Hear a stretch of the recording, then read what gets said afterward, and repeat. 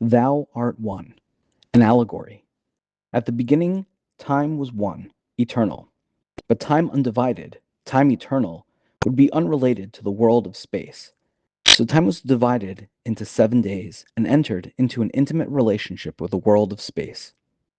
With every single day, another realm of things came into being, except on the seventh day. The Sabbath was a lonely day.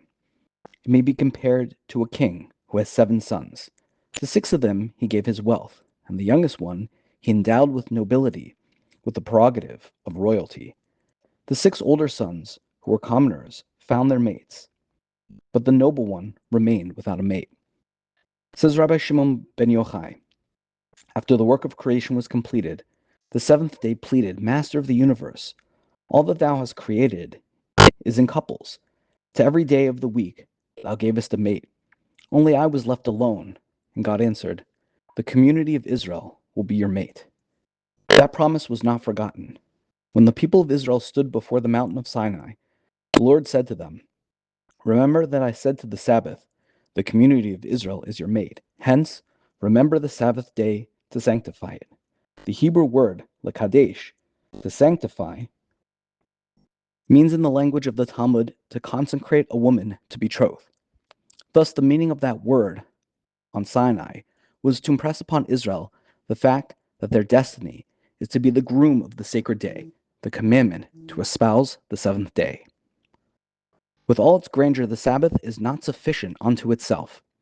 Its spiritual reality calls for companionship of man. There is a great longing in the world. The 6 days stand in need of space. The seventh day stands in need of man. It is not good that the spirit should be alone. So Israel was destined to be a helpmate for the Sabbath.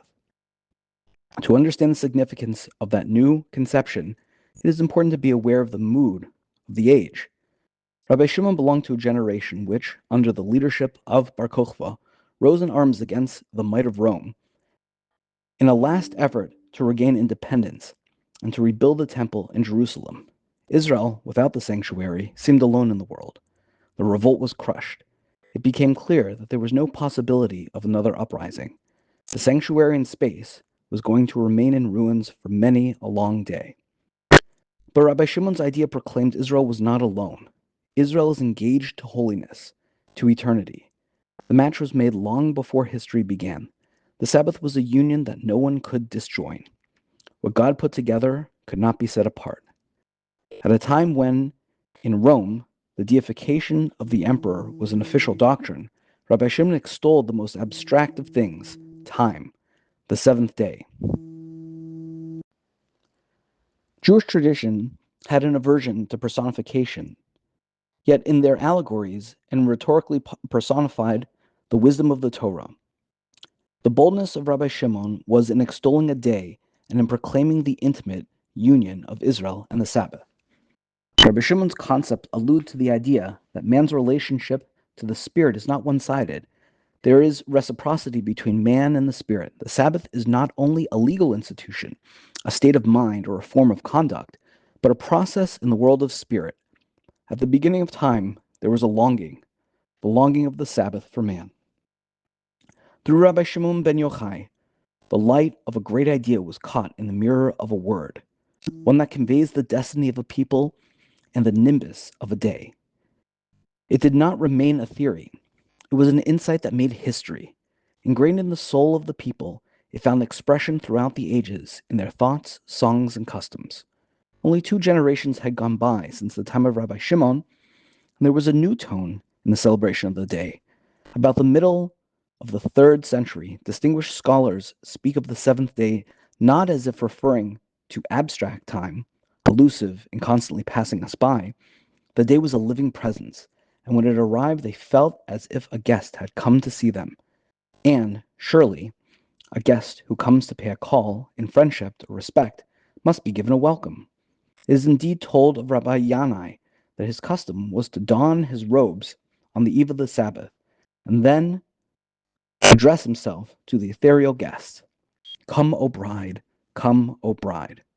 Of another contemporary, Rabbi Hananiah the Great, we know that at the sunset of the Sabbath eve he would clothe himself in beautiful robes, burst forth in a dance, and exclaim presumably in the presence of his friends, "Come, let us go out to welcome the Sabbath Queen."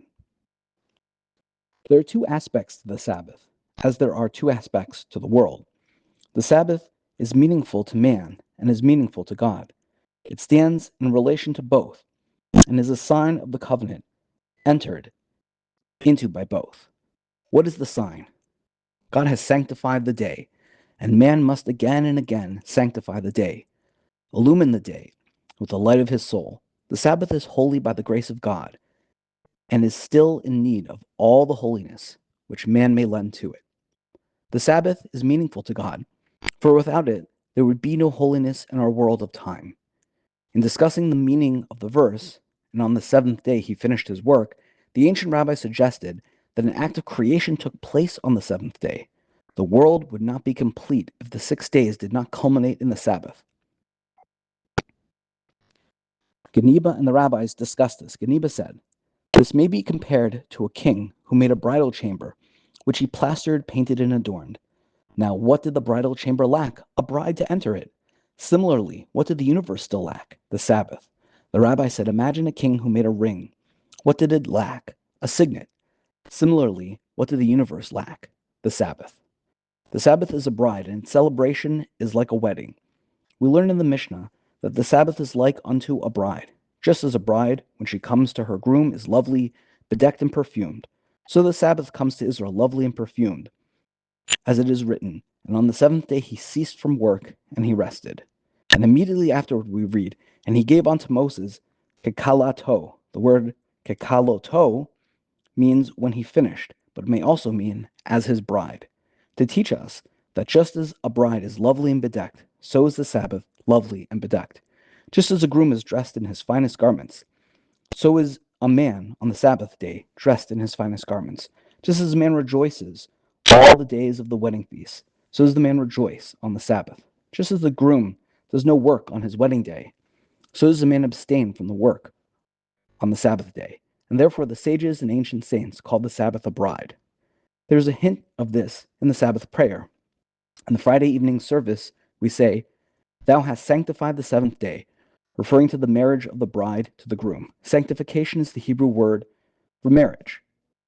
In the morning we pray, we say, "Moses rejoiced in the gift of the Sabbath and bestowed upon him, which corresponds to the groom's rejoicing with the bride."